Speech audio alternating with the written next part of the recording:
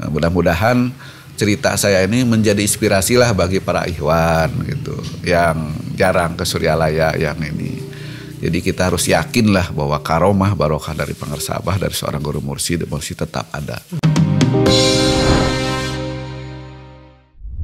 Assalamualaikum warahmatullahi wabarakatuh. Waalaikumsalam warahmatullahi wabarakatuh. Alhamdulillah wassalatu wassalamu ala rasulillah wa ala alihi wa ashabihi wa mawala. Sobat TK News, apa kabar semuanya?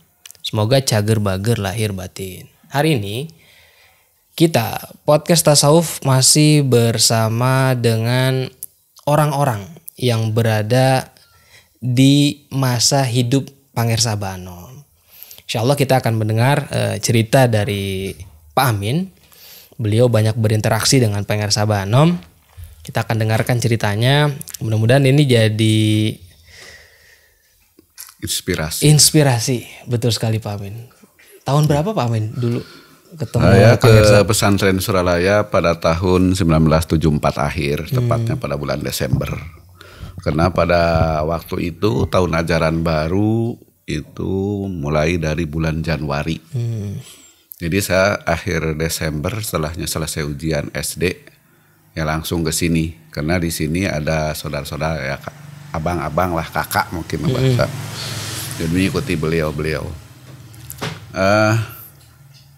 Pada saat itu memang Pangersabah masih kuat, masih tegap, masih kuat jalan-jalan ke keliling-keliling ke kampus, ke sekolah. Itu rutinitas Pangersabah yang setahu saya pada waktu itu setiap pagi itu setelah kira-kira setelah selesai sembahyang duha, isrok dan duha lah mungkin perkiraan kita ya. Itu Pangersabah selalu menyempatkan diri ke sekolah-sekolah, jalan kaki berkeliling. Jalan kaki. Ya. Bahkan sampai ke area kampus yang pada saat itu masih tanah ya, belum ada bangunannya. Itu sering ke sana juga Pangersabah jalan-jalan. Kemudian ngontrol ke sini, pokoknya keliling-keliling lah ke sekitar pesantren gitu, jalan-jalan. Itu rutinitas Pangersabah pada waktu itu. Kemudian sembahyang berjamaah juga Pangersabah rutin setiap waktu. Gitu. Kemudian setelah ya lama-kelamaan ya mungkin termasuk saya sering dimotivasi sama saudara-saudara, sama kakak-kakak suruh meminta riadoh. Saya mengikuti riadoh dari mulai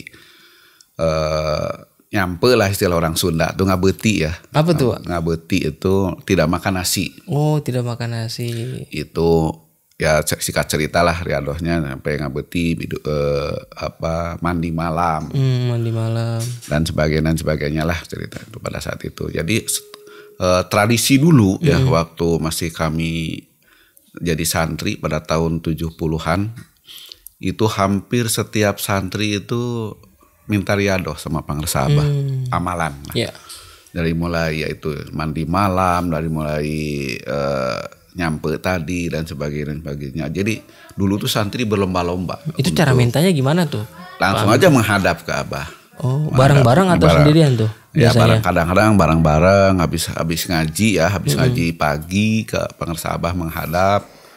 Minta amalan langsung disuruh catat gitu amalannya. Oh, dicatat. Ya catat. Coba catat.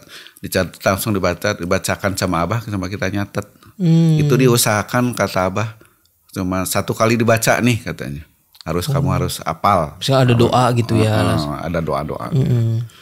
Ya yang sekarang ini sudah menjadi amalan rutinitas setelah hataman itu sudah diberikan ke santri-santri zaman dulu. Cuman Pangersabah tidak pernah menceritakan bahwa ini untuk anu nggak pernah. Yeah. Gawean. Nah kalau nyampe karena 40 hari ulah karena sangu. Nah gitu bahasa Pangersabah. Terus kalau yang mandi malam, nah kita kan biasanya santri-santri itu setelahnya satu selesai 40 hari itu langsung menghadap lagi ke Abah. Bah ini saya udah selesai nih ngerjain ini. Sok naon nu kamari bacaanna. Nah kita utarakan kepada Abah. Kemudian dikasih lagi. Nah ini sok tulis dibaca sama Pangersabah. Terus kita setelah selesai ditulis dibaca sama Abahnya kemudian kita baca ulang. Berarti dikoreksi lagi sama koreksi Abah. lagi sama Abah. Nah sekarang katanya misalnya mandi malam. kade ulah kapilaan ku hayam nah bahasa Abah seperti itulah.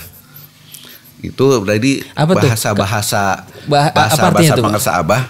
Nah ini mah mandi malam 40 hari kade ulah kapilaan ku ayam, maksudnya jangan kesiangan. Jadi bahasa Abah ke santri-santri itu sepertilah untuk mengakrabkan gitu ya. Jadi kita jangan terlalu ini mungkin. Jadi Abah kade ulah sederhana sederhana, bahasa Abah sederhana. Kade ulah kapilaan ku ayam. Nah, itu bahasa kan itu secara luas diartikan mungkin maneh ulah kaberangan wae. Nah, seperti itulah.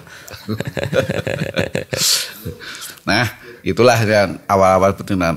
Udah lama kelamaan mungkin udah makin apa, akhirnya ya saya sudah selesai, artinya udah selesai aliyah lah, udah selesai madrasah aliyah. Itu saya sebetulnya dulu maksud mau ke Gontor ya, cuman pas pesantren lagi gitu, mau pesantren ke Gontor tapi pangarsa Abah nggak ngizinin ulah. Tapi akhirnya ya ada hikmahnya dibalik di jangan Abah melarang itu. Ya saya diangkat jadi TU Aliyah tuh. Jadi ada pengalaman kerja dulu TU Aliyah. Setelahnya TU Aliyah saya masuk kuliah di Tasik. Tapi kuliahnya di jurusan PAI ya pada waktu itu. Yang akhirnya saya nggak, karena saya suka matematik ya pada saat sekolah itu suka tapi akhirnya di Bandung ada dibuka jurusan Tadis Matematika. Ya, akhirnya saya pindah ke sana lah singkat ceritanya. Dari Tasik ke Bandung. Jadi balik lagi ke semester 1. Jadi akhirnya dilepas lah jadi TU-nya. Jadi hikmah pertama mungkin larang saya ke Gontor, mungkin saya akan jadi pekerja di TU Madrasah Aliyah. Kemudian saya akan sesuai kuliah dengan yang diminati kita. Itu hikmah ya dari larangan Abah. Mula di dia wae gitu pangarsa Abah bahasanya kan. Gitu mau bilang ke Gontor di dia wae. Jadi hikmahnya di situ, ternyata setelahnya diamati di ini kan, ini hikmah ternyata. Begitu larang saya jadi kepala TU di Aliyah. Kemudian setahun berikutnya karena saya nggak suka kuliah di jurusan PAI, sukanya di matematik, ternyata bisa ke jurusan matematik. Padahal saya dari jurusan agama Aliyahnya, bukan dari IPA. Tapi senang matematik. Bisa itu. Nah itu doa beliau juga kan. Akhirnya nurut sama dia kan. Menurut sama dia ya udahlah, kalau memang nggak boleh ke Gontor ya udahlah, saat itu kan ada hikmahnya saya bisa ke jurusan matematik walaupun dari jurusan agama keagamaan dari Aliyah, padahal kan lu aturannya harus dari IPA. Itu dulu berkat ada keterangan dari yayasan bahwa saya sudah mengajar matematika, bisa menjadi rekomendasi ke IAIN waktu itu. IAIN bisa sebagai calon mahasiswa. Itu nanti katanya urusannya ya hasilnya diterimanya tergantung testing kan. Tapi alhamdulillah testing. Dan tidak lupa juga pada waktu ada bantuan ikhwan kita yang ada di sana, Pak almarhum Dr. Usman Effendi ya. Pada waktu itu Pak Usman menjadi rektor, pembantu rektor bagian kemahasiswaan. Jadi akhirnya bisa merekomendasikan saya. Kemudian ada surat pengantar dari yayasan. Beliau yang ini kan akhirnya diterima sebagai salah satu calon mahasiswa untuk mengikuti testing. Ya alhamdulillah lancar gitu, lah pada lancar ini. Ya itu karomah ya, karomah barokah pangarsa Abah. Itu pertama mungkin yang saya rasakan, ada karomah barokah dari pangarsa Abah. Kemudian singkat cerita saya beres kuliah tidak lama langsung diangkat jadi PNS. Langsung jadi PNS. Jadi tahun 86 beres, 87 saya sudah diangkat jadi PNS. Cuman ditempatkan di Sumatera bagian ujung, Sumatera? Di Aceh. Di Aceh.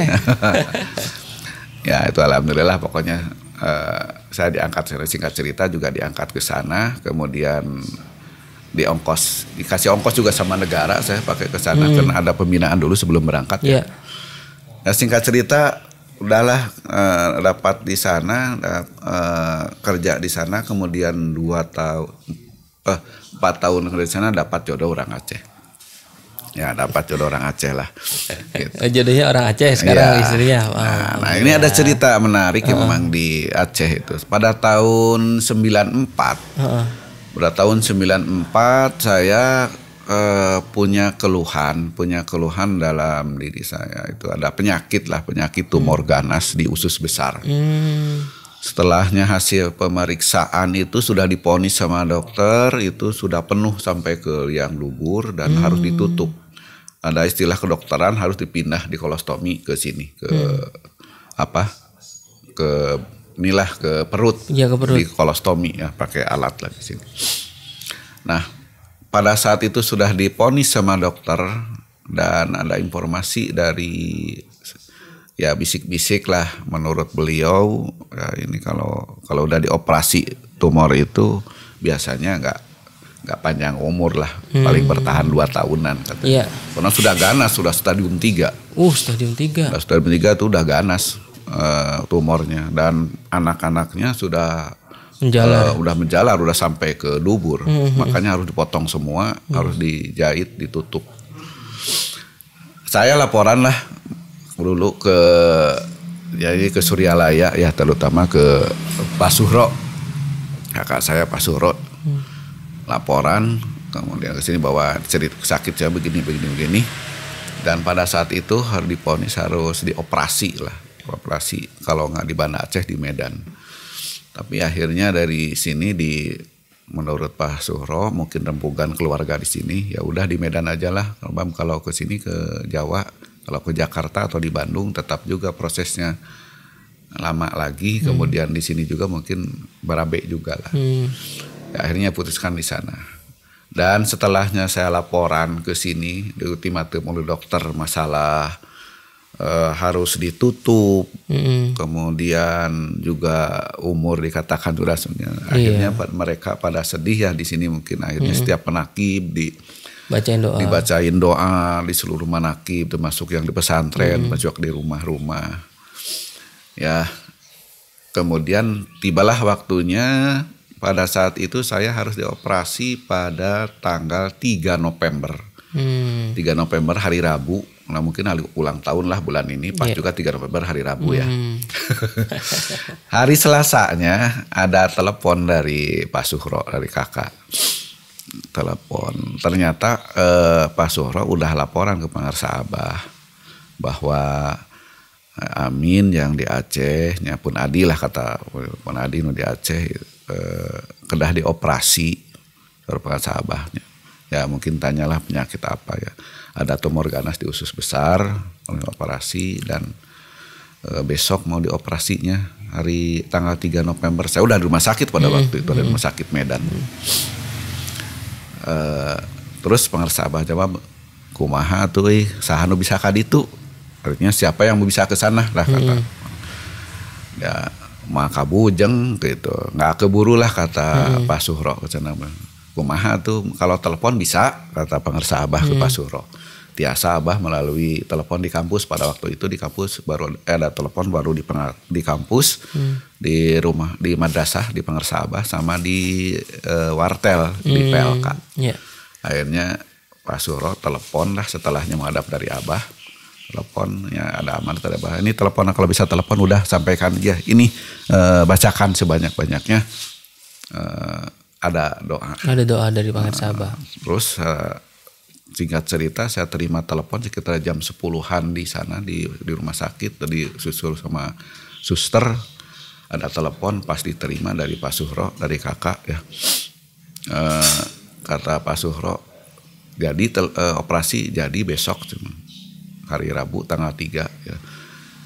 Ini katanya ada amalan dari Abah. Coba cari pulpen, saya cari pulpen lah ke suster. Ya pas dibacakan itunya.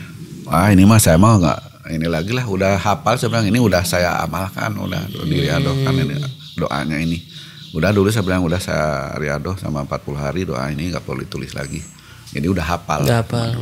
Ya akhirnya karena udah amanat dari Abah, udah bacakan sebanyak-banyaknya setiap ini, baca terus tiap hari baca.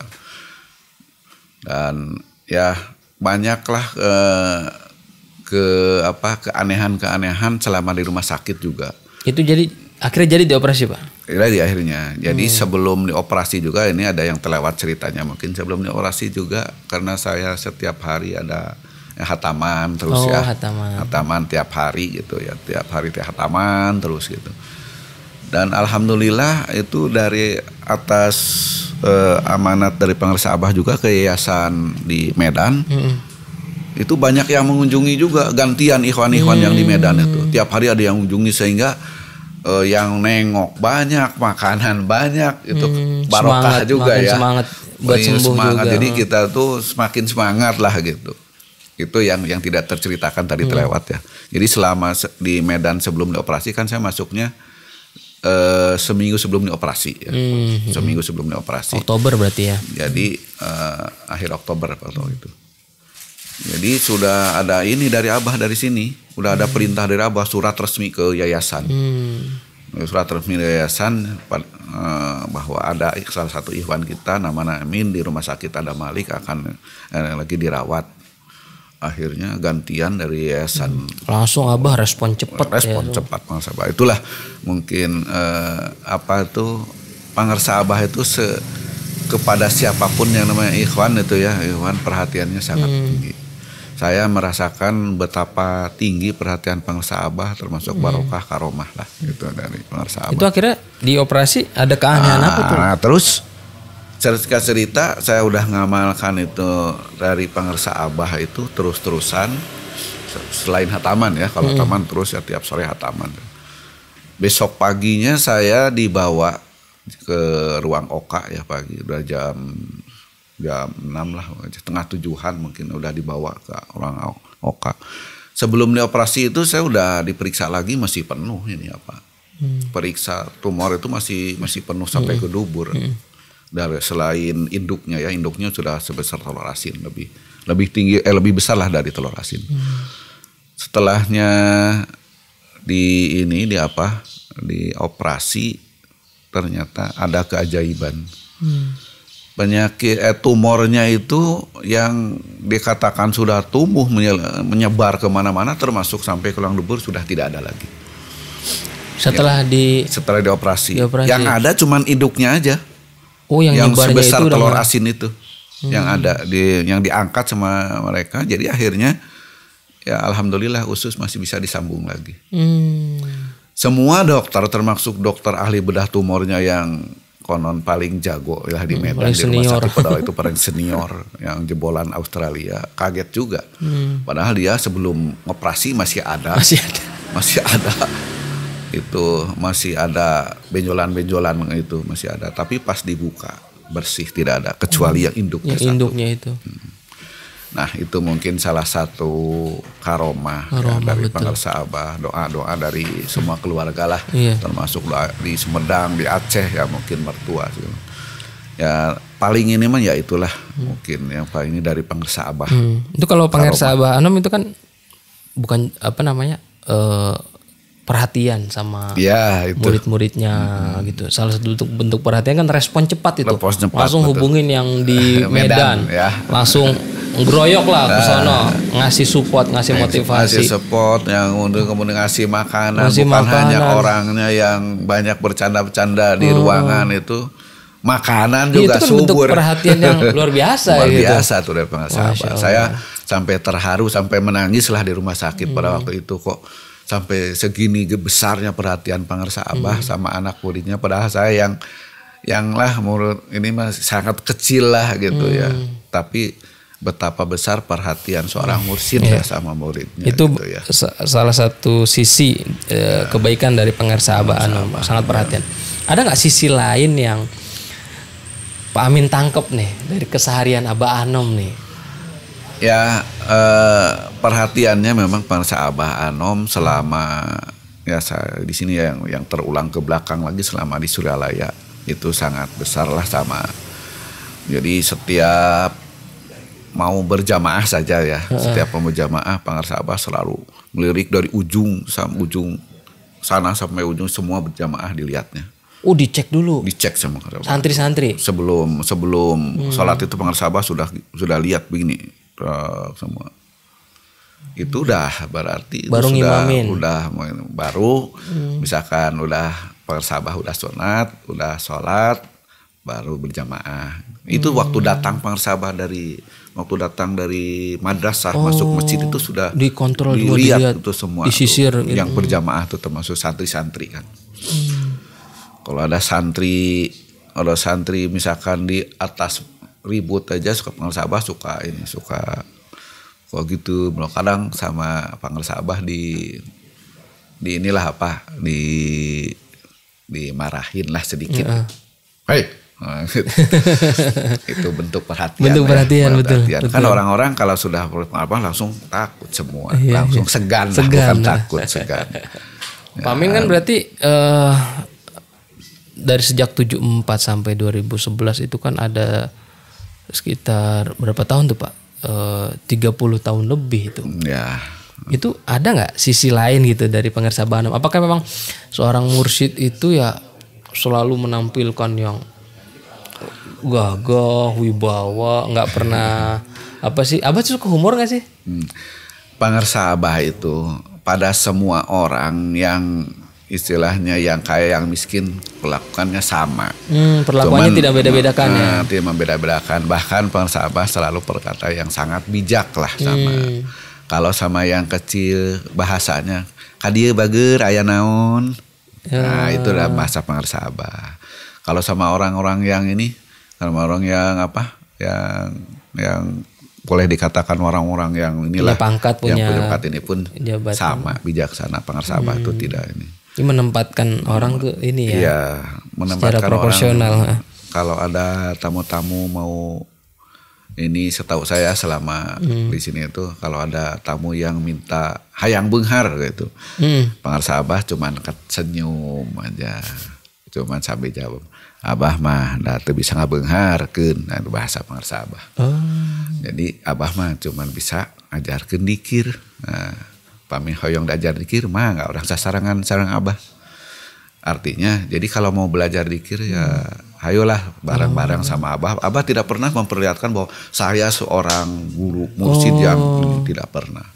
Sama yang orang biasa-biasa aja hayo orang sasarangan sareng Abah, ndak Abah ge nuju belajar. Gak pernah itu, kelihatan ini. Iya, Pangersa Abah itulah sosok seorang mursyid yang ya menurut saya paling apa ya dikatakan paling super lah mungkin kalau bahasa ini. Iya. Abah tuh punya hobi nggak sih Pak? Nah saya waktu ya kenangan saya masih kecil itu memang dulu kan yang ada TV cuma di Pangersa Abah aja di madrasah ya. Kalau ada main bola itu pertandingan bola, pertandingan bola atau itu Pangersa Abah olahraga main bola sama tinju paling suka. Oh nontonnya. Nonton tinju sama bola. Iya, bola.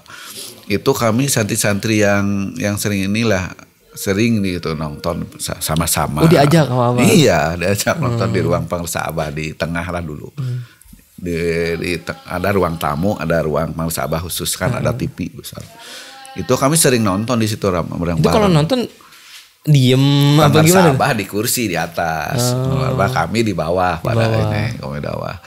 Pangersa Abah biasa kalau lagi nonton mah ketawa terus ngasih komentar gitu segala macam. Bahkan kalau ada makanan kan Pangersa Abah sukanya kalau sambil nonton makan kacang ya. Itu kami suka di apa di bahasa Sunda mah diawuran lah sampai ribut di bawah gitu pada itu. Nah itu mungkin sikap-sikap seperti itulah yang kami sebagai seorang mudah-mudahan di aku murid ya seorang mursyid sama Abah itu sangat terkenang pada masa-masa pada dan kami tetap membanggakan beliau. Bahkan mungkin saya ada pengalaman yang ini setelahnya pindah di Aceh nih ada pengalaman lagi yang sangat terharu saya. Saya pulang sebelum Aceh ada keponakan saya datang ke Pangersa Abah. Abah bahasanya gini, bahasa bijaksana memang. Hari maneh teh nu di Aceh teh ya. Nah gitu. Kata keponakan saya, bukan bah yang di Aceh mah paman kata keponakan.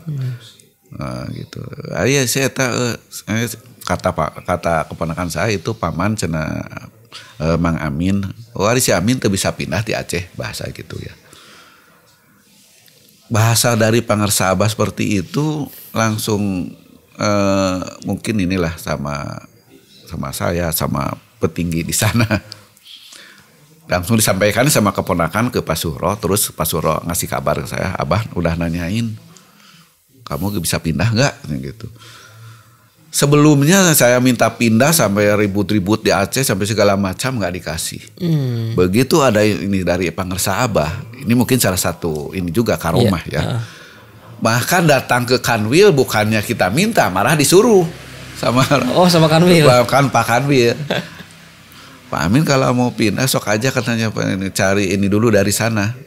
Nah gitu bahasa Rikan. Bukan saya minta malah. Jadi dia yang ya kan itu sebagai apa ya namanya. Ya itu mungkin sebagai karomah juga dari. Dan saya yakin bahwa itu Pangersa Abah sudah tahu bagaimana di sana keadaan. Nih, Di sana keadaan di sana kan lagi genting lagi gamnya lagi masa-masa itu pada tahun 97 tuh lagi gentingnya panas itu di gerombolan Aceh itu ya. Ya pada waktu itu lagi panas lah gam. Lagi panas-panasnya perang-perang lah gitu. Karena pada waktu itu tahun 90 ya didomkan sama Pak Harto sama Pak Harto. Jadi panas tahun 97 memuncak gitu. Sampai berani terang-terangan bawa senjata di warung kopi itu. Nah, itu akhirnya ya singkat cerita kan Abah di sini nanyain langsung mungkin sana juga malah saya bukan minta malah nawarin gitu. Ya akhirnya pindah ke sini. Saya minta rekomendasi dari sini, datang rekomendasi dari sini menerima, cuman seminggu udah langsung pindah. Mudah banget. Ya. Setelah itu saya pindah sini ya akhirnya cerita. Mungkin ada lagi keanehan, keajaiban yang saya rasakan karomah dari Pangersa Abah itu. Saya pada waktu itu ngontrak rumah ya di sekitar sini. Kita rumah, yang janjinya 2 tahun, baru 9 bulan sudah disuruh pindah. Ya akhirnya istri saya kan agak marah juga. Udahlah katanya kalau gini mah saya nggak sanggup cari ini aja. Akhirnya cari tanah. Akhirnya saya cari tanah, ada 3 lokasi ya, di sini 1 yang sekarang ini, di sini 1 di Jalan Cagak 1 di Warudoyong 1. Saya ajukan ke Pangersa Abah. Iya Pangersa Abah udah saya menghadap biasa Pangersa Abah nanya, aya naon euy? Nah bahasa Pangersa Abah ya ke kita. Ya bilanglah terus terang nih saya ada yang nawarin tanah, Bah. Di mana? Di Suryalaya, di Jalan Cagak sama di Warudoyong. Oh ya. Kerimah, alus kabehanan age bahasa Pangersa Abah. Ya bagus lah semuanya juga. Untuk rumah kan, Pangersa Abah. Iya, Bah. Halus kabehanan age. Ya udah, saya udah kayak gitu ya udah. Doanya aja, pidoana lah bahasa Sunda, pidoanya aja lah Bah. Udah pas saya mau pamit ke Abah, kela ditahan sama Pangersa Abah. Tunggu kata Abah.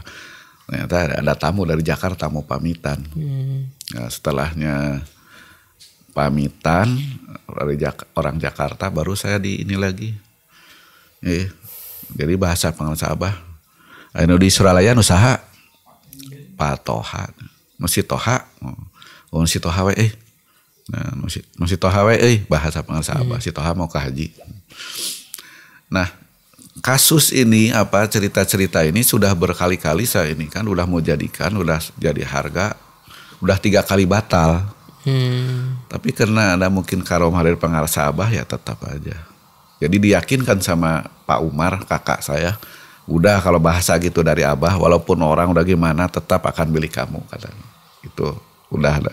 Sama dengan jimat lah kata orang. Jimat itu dari Pangersa Abah pasti seperti itu. Ternyata ya akhirnya jadi juga ini tanah.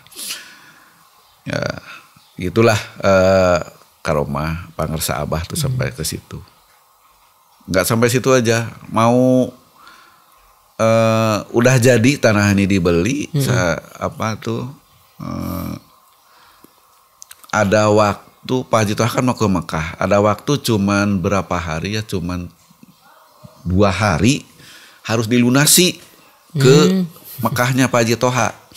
Kalau tidak lunas dia batal juga tanah. Saya lapor lagi ke Pangersa Abah. Menghadap lagi. Jadi Pak Pangersa Abah cuma senyum aja.